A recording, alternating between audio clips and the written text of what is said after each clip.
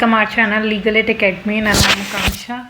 Today we will discuss our POCSO Act Part 3 and ये chapter number 6 है. इससे पहले मैंने 5 आपके अध्याय ये चैप्टर कंप्लीट करा चुकी हूँ और मोस्ट प्रोबेबली ये हमारा आज का लास्ट सेशन रहेगा और इसमें हम कोशिश करेंगे कि हम सारे के सारा आपका पॉक्सो एक्ट यहीं पर ख़त्म करा दें.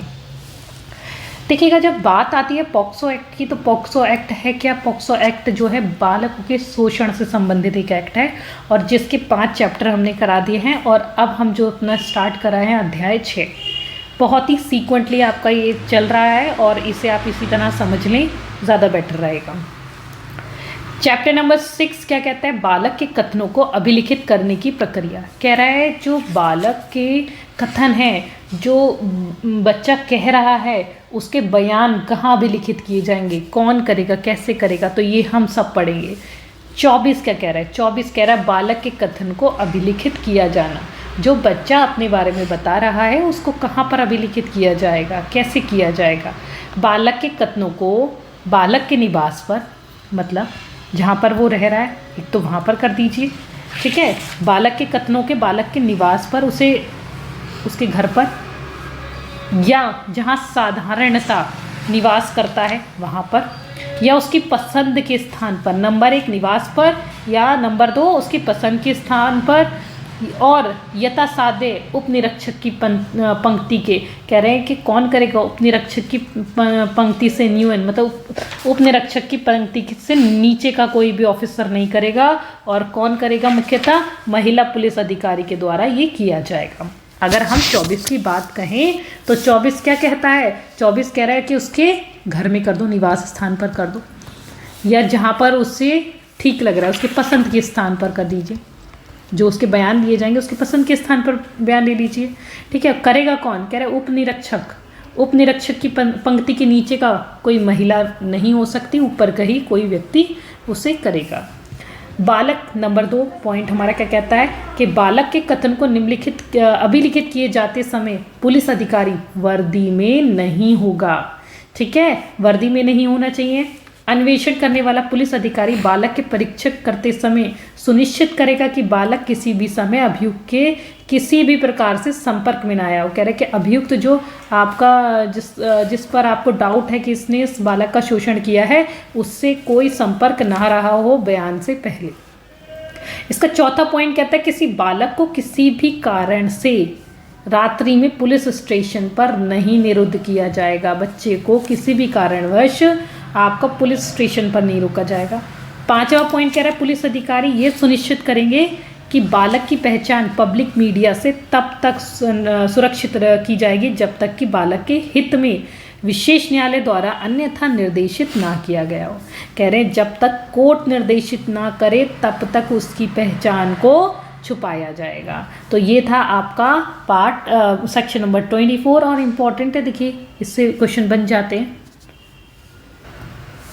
सेक्शन नंबर 25 क्या कहता है? 25 कह रहा है यदि बालक का कथन दंड प्रक्रिया संहिता 1973 जिसे इसमें इसके पश्चात संहिता कहा गया है कि धारा 164, आपने सुना होगा 164 के बयान, 164 के बयान अधीन अभिलिखित किए जाते हैं तो उसे अंतर्विष्ट किसी बात के होते हुए भी ऐसे कथन को अभिलिखित करने वाला मजिस्ट्रेट बालक द्वारा बोले गए कथन अनुसार अभिलिखित करेगा. कह रहा है कि 25 में मजिस्ट्रेट बालक के कथन को कैसे करेगा? तो जैसा जैसा वो बच्चा बोल रहा है मजिस्ट्रेट वैसे ही वैसे रिकॉर्ड करेगा. कैसे कैसे? जैसे बच्चे ने बोला कि क्या कहते हैं, उसने मेरे को टॉफ़ी या किसी चीज़ के बहाने, ठीक है, कोई वस्तु के बहाने बुलाया, तो मजिस्ट्रेट भी ऐसे करेगा. उस रिकॉर्ड के वस्तु के बहाने मुझे बुलाया और मेरे कंधे पर हाथ रखा या मेरे बालों को सराहा. तो इस तरह का जो भी कथन बालक के द्वारा कहा जाएगा वो जज साहब को अंतर्विष्ट करना पड़ेगा अपने जजमेंट राइटिंग में. सेकंड कह रहा है परंतु 164 की उपधारणा 1 के प्रथम परंतु में अंतर्विष्ट उपबंध जहाँ तक अभियुक्त या अधिवक्ता की उपस्थिति अनुज्ञात करता है इस मामले में लागू नहीं होगी. कह रहा है उसकी अनुपस्थिति अनुज्ञात नहीं होनी चाहिए, बाकी इस मामले में लागू नहीं होगी. और दूसरा पॉइंट इसका कह रहा है कि मजिस्ट्रेट उस संहिता कि धारा 173 के अधीन पुलिस द्वारा अंतिम रिपोर्ट, आपको पता है फाइनल रिपोर्ट 173 में दी जाती है, तो अंतिम रिपोर्ट फाइल किए जाने पर बालक और उसके माता पिता उसके प्रतिनिधि को संहिता की धारा 207 के अधीन निर्दिष्ट दस्तावेज की प्रति प्रदान की जाएगी। कह रहे हैं कि एफआईआर जब फाइनल रिपोर्ट आपकी पेश कर दी जाती है एफआईआर के बाद, तो 200 सेक्शन नंबर 207 फॉर सीआरपीसी में उसको क्या दिया जाएगा, एक कॉपी दी जाएगी उसकी, ठीक है, फाइनल रिपोर्ट की एक कॉपी दी जाएगी।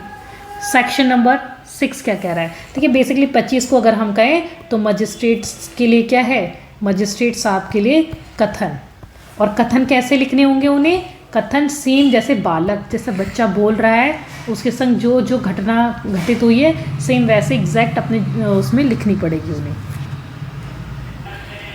सेक्शन 26 क्या कहता है, यथास्थिति मजिस्ट्रेट या पुलिस अधिकारी बालक के माता पिता या ऐसे किसी अन्य व्यक्ति की जिसमें बालक पर भरोसा है, विश्वास है, उपस्थिति में बालक द्वारा बोले गए कथनानुसार कथन अभिलिखित करेगा। कह रहे हैं अभिलिखित किए जाने वाला कथन के संबंध में अंतर्निष्ठ उपबंध, कह रहे हैं कि किसके जिस पर बालक विश्वास करता है उसकी उपस्थिति में ऐसे कथन अभिलिखित किए जाएंगे। 26 कह रहा है बेसिकली कौन उसके कथन को अभिलिखित कराएगा, तो उसके माता पिता या जो उसका भरोसेमंद हो उस विक्टिम का, उस बच्चे का, उसकी उपस्थिति में किए जाएंगे। जहां आवश्यक है या यथास्थिति मजिस्ट्रेट या पुलिस अधिकारी बालक का कथन अभिलिखित करते समय अनुवाद या किसी दूरभाषी की जो ऐसी अर्हताएं अनुभव रखता हो ऐसी फीस के संदाय पर जो विहित की जाए सहायता ले सकता है। देखिएगा बालक जो है उसका लैंग्वेज डिफरेंट है यदि, तो कौन करेगा, तो कह रहे हैं फिर ट्रांसलेटर को बुला लीजिए, उसके जो भी उसका फीस रहता है उसे दे करके उससे कराया जा सकता है। 3 कह रहा है यथास्थिति मजिस्ट्रेट या पुलिस अधिकारी किसी बालक का कथन अभिलिखित करने के लिए मानसिक शारीरिक निःशक्तता वाले बालक के मामले में किसी विशेष शिक्षक बालक से संपर्क की रीति से सुपरिचित किसी व्यक्ति या उस क्षेत्र में किसी विशेषज्ञ जो ऐसी अर्हता अनुभव रखता हो ऐसी फीस के संदाय पर जो विहित की जाए सहायता ले सकता है। देखिए कोई कह रहा है कि एक बच्चा जो है ही गूंगा है ना, गूंगा है या फिर वो पागल है जिसकी चीज़ें समझ में नहीं आती, तो इस तरह का कोई शिक्षक है जो साइन लैंग्वेज जानता है, जैसे है ना गूंगा व्यक्ति उसकी साइन लैंग्वेज जानता है, तो उसको आप नियुक्त कर लीजिए फीस पर। पागल है या उसको कोई शिक्षक उसके बारे में जानता है और फीस देखकर आप किसी विशेषज्ञ को नियुक्त कर सकते हैं, उसकी जो वो बात कहना चाह रहा है, जो उस विक्टिम का इंटेंशन है, तो वो ट्रांसलेटर को बुला लीजिए जो इस तरह का चीज़ों को समझ सकते हैं, जो कि इस चीज़ों को जानते हैं। ठीक है, आ जाइए चौथा, जहाँ संभव हो वहाँ यथास्थित मजिस्ट्रेट या पुलिस अधिकारी यह सुनिश्चित करेगा कि बालक का कथन श्रेय द्रव्य इलेक्ट्रॉनिक माध्यम से भी अभिलिखित किया जा सकता है। कह रहे हैं यदि आप अगर मजिस्ट्रेट चाहें तो इलेक्ट्रॉनिक माध्यम से भी बालक का कथन अभिलिखित किया जा सकता था।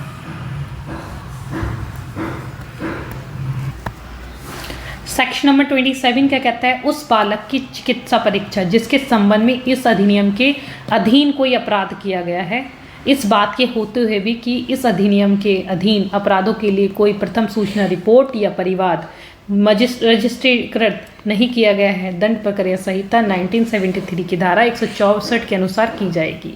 कह रहा है यहाँ पर कि भाई अगर कोई चिकित्सा परीक्षक है, उस बालक की चिकित्सा परीक्षा की जा रही है जिसके संबंध में इस अधिनियम के अधीन कोई अपराध किया गया है, इस बात के होते हुए भी कि इस अधिनियम के अधीन अपराध की कोई प्रथम सूचना रिपोर्ट या परिवाद रजिस्ट्रीकृत नहीं किया गया है, तो 164 के बयान वहाँ से दर्ज किए जा सकते हैं। ठीक है, कह रहा है यदि पीड़ित कोई बेसिकली 27 कह रहा है कि अगर कोई एफआईआर नहीं दर्ज की गई है और चिकित्सा में ये निकल जाता है कि उस व्यक्ति का रेप हुआ है या पीड़ित है वो व्यक्ति, तो 164 के बयान दर्ज किए जा सकते हैं। यदि पीड़ित कोई बालिका है तो चिकित्सा परीक्षा महिला डॉक्टर करेगी। ये क्वेश्चन पूछा जाएगा आपसे ऑफकोर्स कि कहाँ पर महिला डॉक्टर करेगी, तो 27 के 2 में महिला डॉक्टर उसका पीड़ित का इलाज करेगी, रिपोर्ट करेगी। चिकित्सा परीक्षा बालक के माता पिता या किसी ऐसे अन्य व्यक्ति की उपस्थिति में जिसमें बालक पर भरोसा रखता है उपस्थिति में उसकी रिपोर्ट करेंगे। 4 कह रहा है 4 जहां धारा 3 में निर्दिष्ट बालक के माता पिता या अन्य व्यक्ति बालक की चिकित्सा परीक्षा के दौरान किसी कारण से उपस्थित नहीं हो सकता है तो चिकित्सा संस्थान के प्रमुख द्वारा नाम निर्दिष्ट किसी महिला की उपस्थिति में की जाएगी।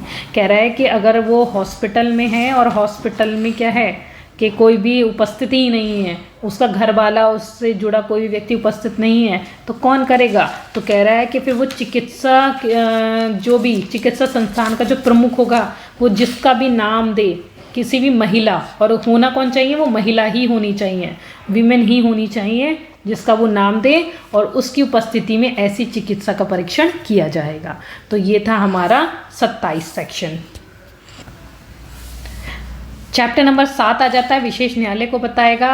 हमारा 28 में डील करता है 28 इससे, और 28 को हम पढ़ेंगे नोट्स के माध्यम। देखिए 28 विशेष न्यायालयों का गठन के बारे में बताता है। 28 से आप पढ़ेंगे 32 तक का क्राइटेरिया। 28 कह रहा है विशेष न्यायालयों का गठन राज्य सरकार उच्च न्यायालय के परामर्श से, राज्य सरकार किसके परामर्श से? उच्च न्यायालय के, हाई कोर्ट के परामर्श से सेशन न्यायालय को विशेष न्यायालय का दर्जा दे सकेगी। कह रहा है सेशन न्यायालय को स्पेशल कोर्ट बना सकता है कौन? राज्य सरकार हाई कोर्ट से पूछकर। यदि किसी किशोर न्यायालय की विशेष न्यायालय घोषित किया गया है तो इस धारा में विशेष न्यायालय वे होगा, और इस न्यायालय को आईटी एक्ट की धारा 67B के अधीन अपराध का विचारण करने की शक्ति होगी। बहुत ही इंपॉर्टेंट है 28 वाला।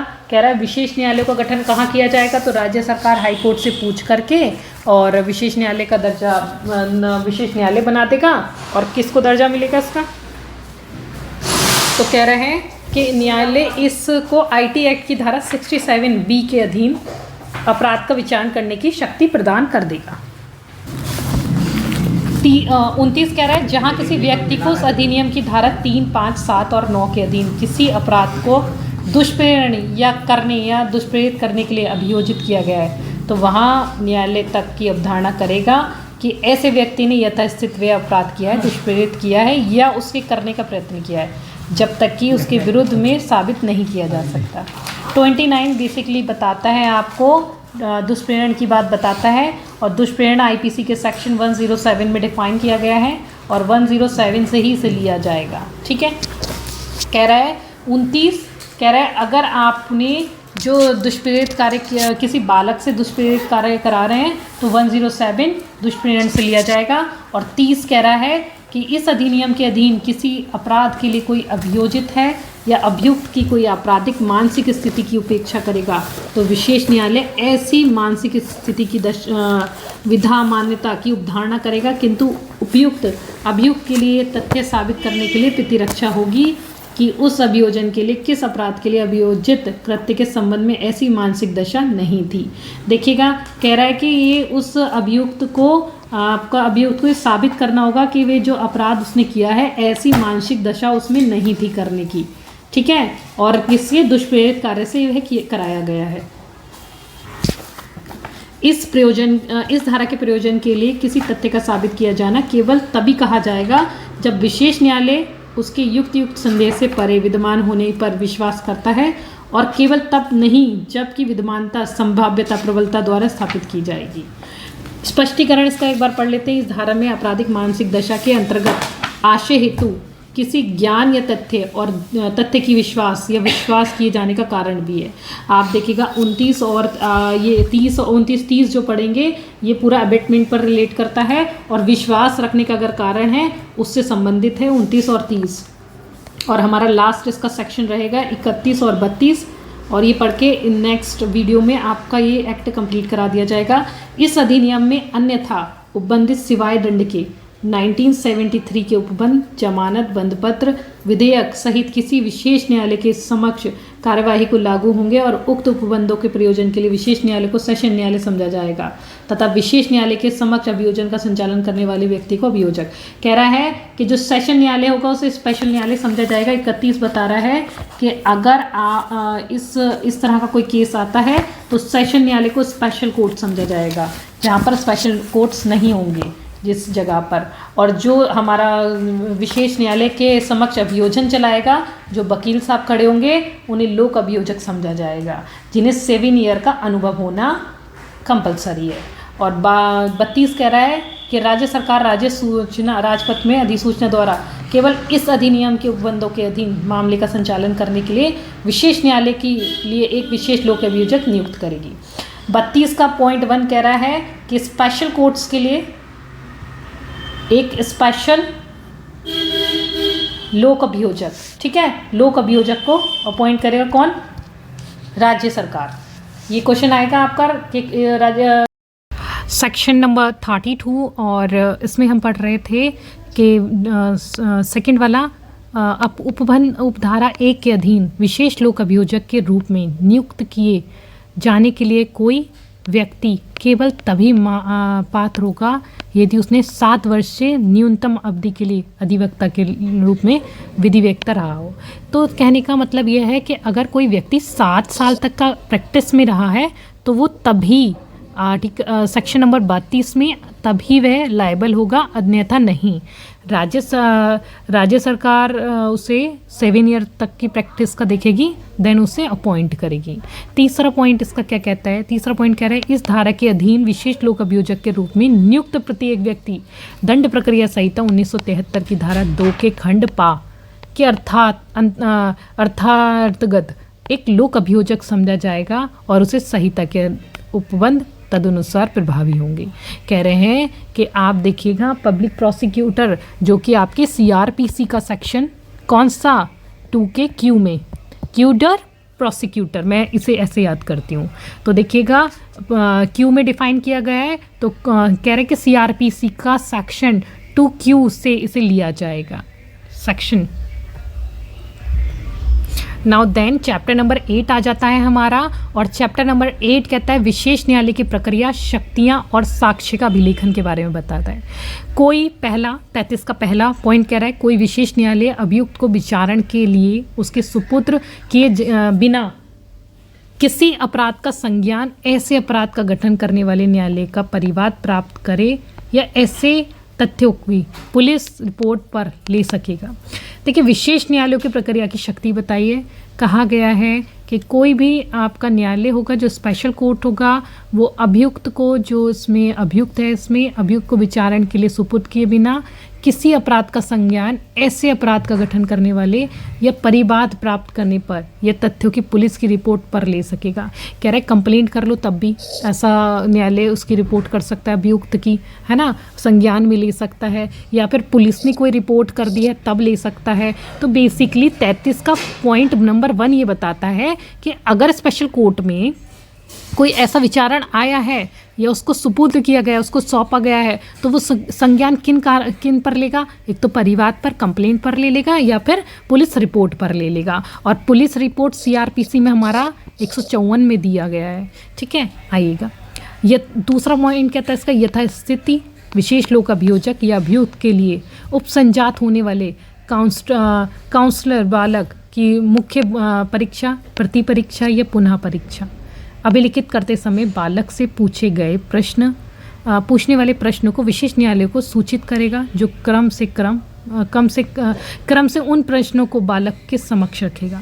कह रहा है कि जो आपका री एग्ज़ाम होगा और फाइनल एग्ज़ाम होगा या फिर आपका मोस्ट इसका एग्ज़ाम होगा, प्रति परीक्षा होगी, तो कह रहे हैं इन सारे, ये जब आपका क्रॉस चलेगा, ये सारे आपके चलेंगे एग्जामिनेशन, तो इनमें कैसे होगा? तो पहले आपको ऐसे क्वेश्चंस की जो लिस्ट होगी, ऐसे क्वेश्चंस की लिस्ट जो होगी वो किसको देनी होगी? तो वो एक काउंसलर इसमें स्पेशल कोर्ट को उपस्थित करनी पड़ेगी कि हम इस तरह का देखिएगा क्वेश्चन जो है बालक से पूछे जाएंगे, ठीक है। और ये पूछेगा कौन? Opposite party. तीसरा कह रहा है विशेष न्यायालय यदि वह अवश्य समझे विचारण के दौरान बालक के लिए बार बार विराम अनुज्ञात कर सकता है। कह रहा है तीसरे पॉइंट में कहा गया है अगर स्पेशल कोर्ट समझे कि कोर्ट को लगता है बच्चा इसमें हड़बड़ा रहा है, उससे एंजाइटी फील हो रही है या किसी तरह की उसे एम्बिग्यूटी लग रही है, परेशानी लग रही है उस बच्चे को, है ना, बच्चे घबरा जाते हैं, तो क्या करेगा वो बार बार उसे ब्रेक दे करके इस तरह की प्रक्रिया को दोहराया जाएगा। और देखिए मुख्य परीक्षा, प्रति परीक्षा और पुनः परीक्षा ये आप एविडेंस एक्ट में पढ़ेंगे। और इसके बाद जो मैं आपका स्टार्ट कराऊंगी वो कराऊंगी आपके ऑफेंडर एक्ट, छोटे छोटे एक्ट हैं, ऑफेंडर एक्ट 19 सेक्शन है। देखिए अब आपका पॉक्सो यहाँ पे मेरा कंप्लीट हो जाएगा, उसके बाद देन मैं आपको ऑफेंडर एक्ट पढ़ाऊंगी और सभी के नोट्स आपको प्रोवाइड करा दिए जाएंगे। निश्चिंत रहें आप लोग, आप चैनल से जुड़े रहें और बहुत ही जल्दी चैनल देखिए नया है इसलिए इस चैनल पर काम करा जा रहा है आप लोगों के लिए। आप जुड़ सकते हैं हमारे चैनल से और निश्चित ही आपको इससे फ़ायदा मिलेगा क्योंकि मैं आपके एग्ज़ामिनेशन डे तक आपके साथ बने रहूँगी। और मेरा नंबर है जिस पर आप कॉल करके मुझसे बात कर सकते हैं 9368745520।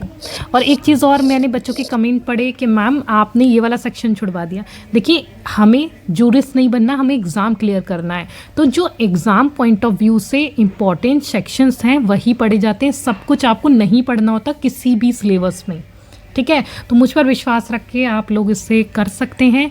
और जैसे मैं एक आध सेक्शन बीच में छुड़ाऊँ तो इट मीन्स कि उसका कोई ज़्यादा वैल्यू रखता नहीं है वो सेक्शन, इसलिए हम छुड़वाएंगे, अदरवाइज़ हम उस सेक्शन को भी नहीं छुड़वाएंगे। और सभी डायरेक्ट जो आपके जितने भी आपके नोट्स हैं मैं आपको प्रोवाइड करा दूंगी, निश्चिंत रहें आप लोग।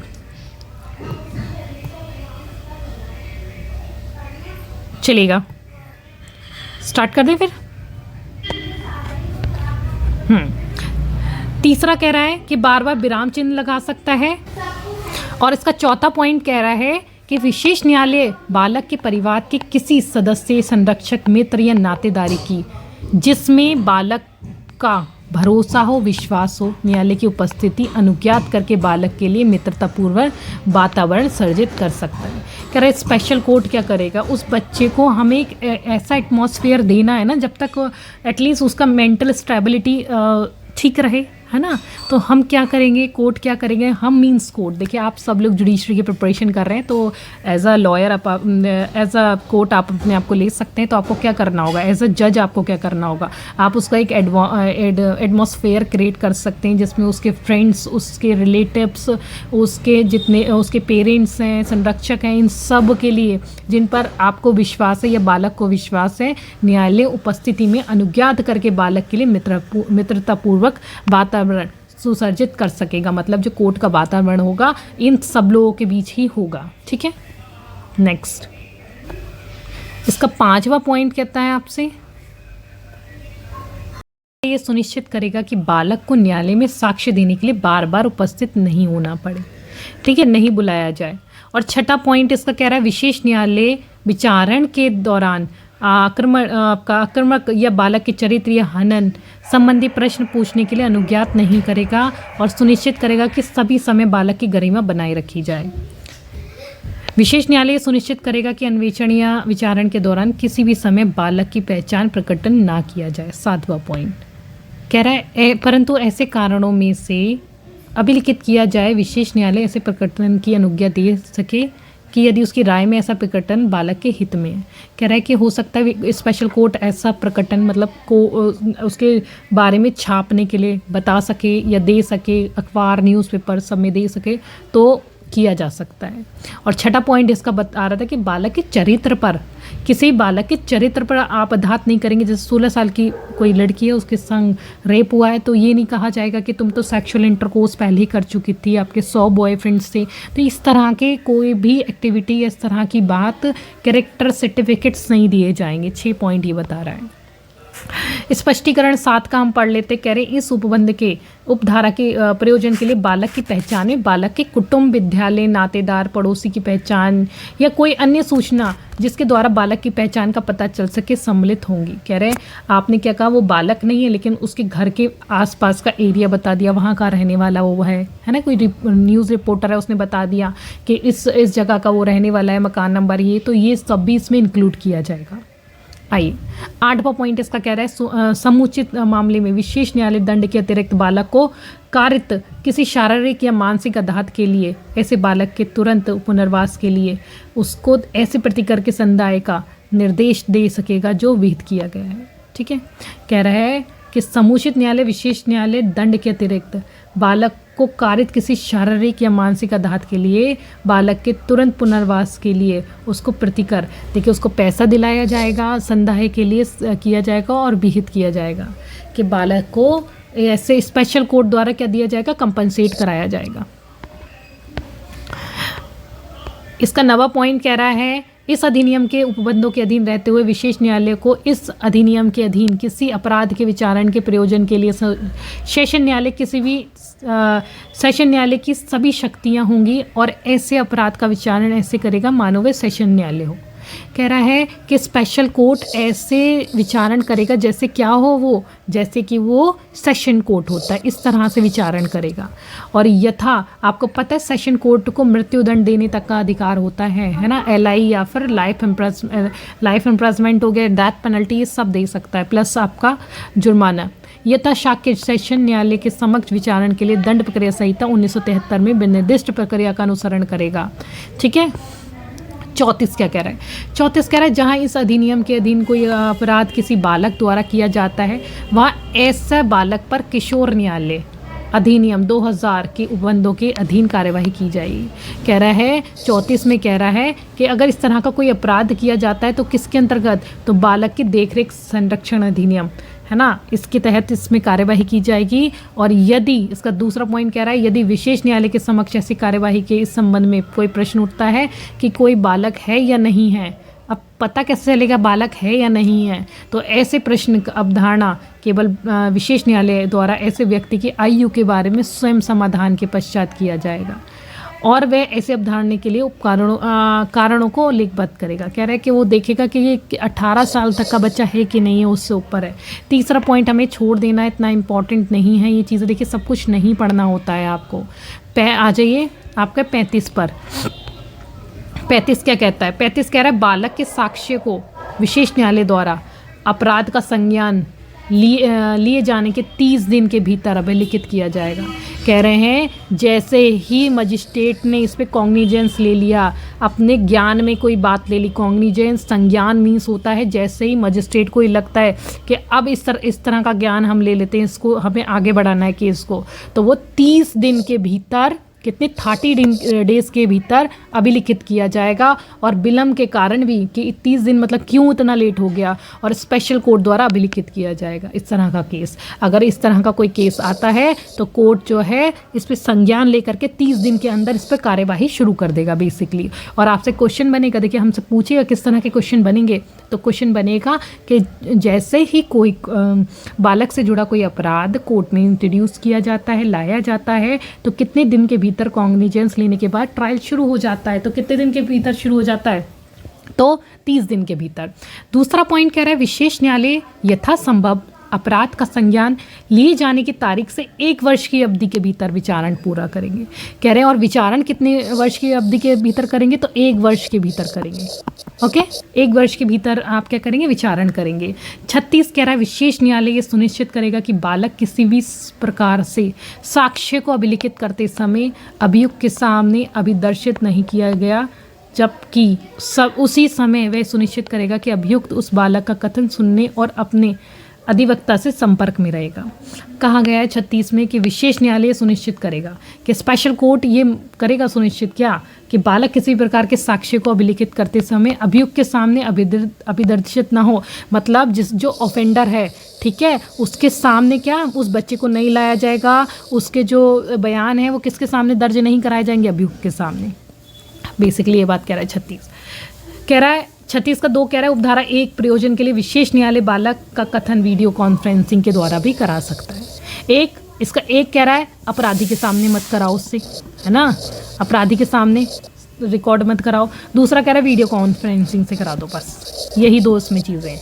क्वेश्चन आएगा, क्या वीडियो कॉन्फ्रेंसिंग के द्वारा बालक का कथन अभिदर्शित कराया जा सकता है, अभिलिखित कराया जा सकता है? हाँ, ऑफ कोर्स कराया जा सकता है। ठीक है, 37 क्या कह रहा है? 37 कह रहा है विशेष न्यायालय मामले का विचारण बंद कमरे में, और बहुत ही 37 को आप कैसे याद करेंगे? बंद कमरा। ठीक है, बंद कमरा, ओपन कोर्ट में थोड़ी ना कराया जाएगा, बंद कमरे में ही कराया जाएगा। विशेष न्यायालय मामले का विचारण बंद कमरे में बालक के माता पिता या उसकी ऐसे अन्य व्यक्ति की उपस्थिति में करेगा जिसमें बालक का विश्वास या भरोसा है। कह रहा है परंतु जहां विशेष न्यायालय की यह राय है कि बालक की परीक्षा न्यायालय से भिन्न किसी अन्य स्थान पर किए जाने की आवश्यकता है। कह रहे हैं जहां पर कोर्ट ही देख रहा है कि यहाँ पर इसे कोर्ट में इसकी परीक्षा नहीं ली जानी चाहिए, किसी और जगह लेनी चाहिए, तो वहाँ CRPC का सेक्शन आपका 284 के उपबंधों के अनुसरण में कमीशन निकालने के लिए कार्यवाही करेगा। 284 में देखिए कमीशन निकाला जाता है, और कमीशन निकालने के बाद वहाँ पर उसके जितने भी साक्ष्य हैं वो ले लिए जाते हैं। 38 क्या कह रहा है? 38 कह रहा है जब कभी आवश्यक हो न्यायालय बालक का साक्ष्य अभिलिखित करते समय किसी ऐसे अनुवाद का या दूरभाषी जो ऐसी अर्हताएं अनुभव रखता है और ऐसी फीस के संदाय जो विहित की जाए सहायता ले सकता है। कह रहे हैं बच्चा हो सकता है, बच्चा क्या बोल रहा है? कन्नड़ भाषा बोल रहा है, आप यूपी में रह रहे हैं, है ना, यूपी में केस हुआ है और बच्चा बोल रहा है आप कन्नड़ भाषा, तो कह रहे हैं कि क्या करेंगे फिर? ट्रांसलेशन को कुछ फीस दे करके, ट्रांसलेटर को कुछ फीस दे करके उसका ट्रांसलेट कराया जाएगा। ठीक है, बाकी इसके छोड़ दीजिए, पॉइंट इंपॉर्टेंट नहीं है। और 39 हमारा आ जाता है चैप्टर नंबर 9, और यहाँ आज का हमारा लास्ट ये चैप्टर है 9 नंबर का। राज्य 39 कह रहा है राज्य सरकार ऐसे नियमों के अधीन रहते हुए जो इस निमित्त बनाए गए गैर कानूनी सरकारी संगठन वृत्तिकों और विशेषज्ञों या ऐसे व्यक्तियों जिनके पास मनोविज्ञान, सामाजिक कार्य, चिकित्सा, स्वास्थ्य, मानसिक स्वास्थ्य, बाल विकास में ज्ञान है, बालक की सहायता करने के लिए पूर्ण विचारण और विचारण प्रक्रम पर संयोजित करने के लिए मार्गदर्शन तैयार करेगा। मतलब विशेष न्यायालय विशेषज्ञ होते हैं ना आपके, एक्सपर्ट्स जो होते हैं, एक्सपर्ट्स सहायता लेने के लिए बालक के लिए मार्गदर्शन करेंगे। कह रहे कोई बच्चा है वो मेंटली हैरेस हो गया, परेशान हो गया, है ना, एंजाइटी अटैक्स आ रहे हैं उस बच्चे को, तो क्या करा जाएगा? तो फिर इन सबको विशेषज्ञों को बुला लीजिए भैया। कह रहा है मनोवैज्ञानिक को बुला लीजिए, सामाजिक कार्यकर्ताओं को बुला लीजिए, जो स्वास्थ्य वाले कोई अधिकारी हैं, डॉक्टर हैं, इन सबको बुला करके उसके विकास में, ज्ञान में जो भी उसकी चीज़ है उसका मार्गदर्शन करने के लिए बुलाया जाएगा। 39 40 क्या कह रहा है? 40 बेसिकली बता रहा है कि दंड प्रक्रिया संहिता 1973 की धारा 301 के परंतु के अधीन रहते हुए बालक का कुटुंब इस संरक्षक के अधिनियम अधीन किसी अपराध के लिए अपनी पसंद के विधिक काउंसलर की सहायता लेने के लिए हकदार होगा। मतलब विधिक काउंसलर की सहायता लेने के लिए बालक का अधिकार दिया गया। भैया फेवरेट आपके जो भी फेवरेट वकील साहब हैं उन्हें बुला लीजिए। ठीक है, जो भी फेवरेट आपके लॉयर हैं उन्हें बुला लीजिए, लॉयर्स को बुला लीजिए। ठीक है, एक ही बुलाएंगे लॉयर। परंतु यदि बालक का कुटुंब या संरक्षक विधिक काउंसलर का व्यय वहन करने में असमर्थ है तो विधिक आपका सेवा प्राधिकरण उसको वकील उपलब्ध कराएगा। अब हमें बता दीजिए यहाँ पर आर्टिकल कौन सा लग जाएगा? तो क्या 39A लगा दें हम, जहाँ पर फ्री लीगल एड बताया, और हमारे चैनल का नाम भी देखिएगा फ्री लीगल एड ही है ना, फ्री नहीं, हमारे चैनल का नाम है लीगल एड। तो आप FREE फ्री लीगल पर चले जाइए, फ्री लीगल में free legal aid, free legal aid बताता है कि भाई पैसा नहीं है तो फिर फ्री लीगल एड का 39A में ले लीजिए, सरकारी वकील मिलेगा मुफ्त में आपको। ठीक है, वो आपकी सहायता करेगा। 41 कह रहा है धारा 3 के धारा 13 तक के उपबंध बालक की चिकित्सा परीक्षा के चिकित्सीय उपचार की दशा में तब लागू नहीं होंगे जब किसी ऐसी चिकित्सा परीक्षा या चिकित्सा उपचारण उसके माता पिता या संरक्षक की सहमति से किए गए हों। मतलब कतिपय मामलों में धारा 3 से धारा 13 तक के उपबंधों का लागू ना होना। ठीक है, 41 देखिए इंपॉर्टेंट नहीं है, हम कहेंगे इसे छोड़ दीजिए, इंपॉर्टेंट नहीं है। 42 क्या कह रहा है? 42 कह रहा है जहाँ कोई कार्य लोप आपका ड्रप अधिनियम तत्व में प्रवृत्त किसी अन्य विधि के अधीन भी दंडनीय कोई अपराध गठित करता है, वह तत्व में प्रवृत्त किसी विधि में किसी बालक के होते हुए भी ऐसे अपराध के लिए दोषी पाया गया अपराधी केवल उस दंड का भागी होगा जो ऐसी विधि या इस अधिनियम के अधीन मात्रा में गुरुतर हो। कह रहा है अनुकाल्पिक दंड दे दीजिएगा, जो सबसे ज़्यादा है वो दे दीजिएगा। जहाँ कोई कार्य लोप ड्रप अधिनियम के तत्व में प्रवृत्त किसी अन्य विधि के अधीन भी दंडनीय हो तो अपराध गठित करता है, तो तत्व में प्रवृत्त द्वारा विधि के किसी भी होते हुए भी ऐसे अपराध के लिए दोषी पाया गया तो अपराधी केवल उस दंड का भागी होगा जो विधि द्वारा अधिनियम के अधिक कह रहा है। भाई देखिए, अब कोई ऐसा एक ऐसा मामला है जैसे कि आपका हम मान लेते हैं रेप का मामला है, कोई रेप का मामला है तो वो पॉक्सो में भी चलता है और आपका चलता है आईपीसी में भी, है ना। तो कह रहे हैं कि भाई फिर ऐसा दंड दे दीजिए अगर पॉक्सो से ज़्यादा किसी में है, जैसे आपने आईपीसी में, हम कह रहे हैं आईपीसी में दंड ज़्यादा है, ठीक है, तो आईपीसी का दंड दे दीजिए। पॉक्सो में ज़्यादा है तो पॉक्सो का दे दीजिए, और सामान्य रूप से हम बताएं तो पॉक्सो में दंड ज़्यादा है। तो कह रहा है 42 नंबर ये कह रहा है भाई अगर इससे अलग हटके भी कोई स्पेशल लॉ बना हुआ है, इससे अलग हटके भी कोई लॉ बना हुआ है उस अपराध के लिए, तो भाई उसमें ज़्यादा मात्रा में दंड दिया है तो वो ज़्यादा वाला दे दीजिए, ये कम वाला यहाँ का छोड़ दीजिए, ठीक है। तो आपका 43 क्या कह रहा है, केंद्रीय सरकार और प्रत्येक राज्य सरकार सुनिश्चित करने के लिए अभी उपाय करेगी। अधिनियम के बारे में लोक जागरूकता बताया गया है कि केंद्र सरकार, राज्य सरकार सुनिश्चित करेंगी इसमें उपाय, इसमें रूल रेगुलेशंस फॉलो कराने के लिए। बाकी इसके पॉइंट्स इंपॉर्टेंट नहीं है, आप आ जाइए। 44 क्या कह रहा है, यथास्थित बालक अधिकार संरक्षण अधिनियम 2005 की धारा 3 के अधीन गठित बालक अधिकार संरक्षण के लिए राष्ट्रीय आयोग, धारा 17 के अधीन गठित बालक अधिकार संरक्षण के लिए राज्य आयोग अधिनियम के अधीन रहते हुए समानुदेशित कर्तव्यों के अतिरिक्त इस अधिनियम के उपबंधों के क्रियान्वयन की मॉनिटरी ऐसी रीति से जो विहित की जाए करेगा। कह रहा है अधिनियम में क्रियान्वयन की मॉनिटरी करेगा कि जो काम चल रहे हैं वो कैसे चल रहे हैं। 44 बेसिकली आप बस यही याद रखिएगा कि क्या काम कैसे चल रहा है, कितने समय में चल रहा है, 44 सेक्शन ये बताता है। और 45 बता रहा है आपको कि केंद्र सरकार अधिनियम के प्रयोजन के लिए क्रियान्वित करने के लिए राजपत्र में अधिसूचना द्वारा नियम बना सकती है। तो कहा गया है कि भाई केंद्र क्या कर सकती है, रूल रेगुलेशन इसमें बना सकती है। क्या बना सकती है, नियम बना सकती है, इसके लिए नियम बना सकती है और परिवर्तन कर सकती है। तो ये हमारा 45 सेक्शन था। और आ जाइए 45 सेक्शन के बाद हमारा 46 सेक्शन क्या कह रहा है। और 46वां सेक्शन हमारा कह रहा है, और इसका एक ये लास्ट सेक्शन है, इस अधिनियम के उपबंधों को प्रभावी करने वाली कोई कठिनाई उत्पन्न होती है तो केंद्र सरकार राज्य पत्र में सूचना आदेश द्वारा उपबंध कर देगी, और जो उस कठिनाई को दूर करने के लिए आवश्यक समीचीन प्रतीत हो ऐसे अधिनियम में उपबंधों को असंगत कर देगी। कह रहे हैं कि इस अधिनियम में अगर कोई ऐसा कोई त्रुष्टि आ जाती, कोई कठिनाई आ जाती है तो उसे दूर करने का काम किसका होगा, तो वो केंद्र सरकार का होगा, ठीक है। राज्य सरकार में अधिसूचना डाल करके वो कह देगी कि भाई ये चीज़ कर लीजिए, संशोधन कर लीजिए इस तरह का। परंतु यदि कोई आदेश धारा के अधीन इस अधिनियम के प्रारंभ में 2 वर्ष की अवधि की समाप्ति के पश्चात नहीं किया जाएगा। कह रहे हैं कि कोई आदेश इस अधिनियम के प्रारंभ से 2 वर्ष की अवधि के पश्चात नहीं किया जाएगा, कि अभी एक्ट लागू हुआ है तो 2 वर्ष तक कोई चेंजेस नहीं किए जाएंगे, ठीक है। और इस धारा के अधीन किए गए प्रत्येक आदेश किए जाने के पश्चात यथाशीघ्र संसद के प्रत्येक सदन के समक्ष रखा जाएगा। और इस धारा में बताया गया है कि कोई ऑर्डर निकाल रहे हैं तो आप पहले पार्लियामेंट के समक्ष रखिए, उसके बाद इसे इंट्रोड्यूस कीजिएगा, ठीक है। और जान लेते हैं हम इसी के साथ इससे जुड़े कुछ केसेस भी, जैसे जनरल सिंह वर्सेस हरियाणा राज्य 2013 का केस था। यदि बच्चे की उम्र 18 वर्ष से अधिक है तो पॉक्सो एक्ट लागू नहीं होगा, ठीक है। इसमें कहा गया है कर्नाटक राज्य वर्सेस सिबन्ना का केस है 2014 का, सीआरपीसी सेक्शन 164 के अंतर्गत कथन संक्षिप्त होना चाहिए तथा अपराध के संबंधित पीड़ित का कथन रिकॉर्डेड किया जाना चाहिए। और अटॉर्नी जनरल ऑफ इंडिया का केस है, सतीश व अन्य का केस है, पॉक्सो अधिनियम में अपराध के गठन के लिए त्वचा से त्वचा का संपर्क होना चाहिए, किंतु सुप्रीम कोर्ट ने इसके निर्णय को सही नहीं ठहराया। अच्छा, ये केस आ जाता है अटॉर्नी जनरल ऑफ इंडिया का और सतीश व अन्य से कि skin to skin touch case आता है। Skin to skin touch case कौन सा है, तो attorney general of India versus state आपका सतीश का केस है। Nipun Saxena versus union of India का केस है। मीडिया पीड़ित का नाम पता प्रकटित नहीं करेगी, चाहे अपराध पॉक्सो अधिनियम में हो या आईपीसी 376 में आपने पढ़ा ही था। लिबनस वर्सेस महाराष्ट्र राज्य का 2021 का केस है। और बच्चे का हाथ पकड़कर अपने हाथ साथ अश्लील कृत्य करवाना भी अपराध है, ठीक है। Alok Shrivastava versus union of India 2018 का केस है। पॉक्सो के विचारण के लिए कोई महिला न्यायाधीश होनी चाहिए, तथा ये विचारण 1 वर्ष में पूरा हो जाना चाहिए। यह अलग आलोक के केस में कहा गया था।